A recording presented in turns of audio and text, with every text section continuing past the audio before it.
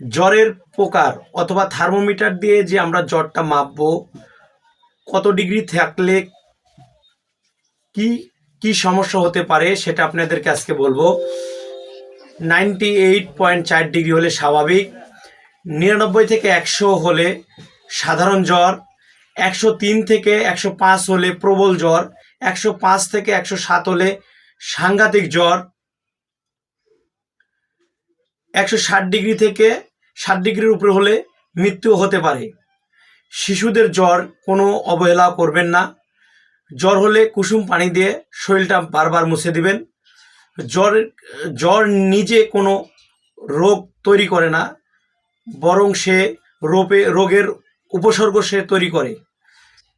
অতএব প্রত্যেকে digital thermometer আছে, টেম্পারেচার দেখে চিকিৎসকের পরামর্শ নেবেন। সবাইকে ধন্যবাদ।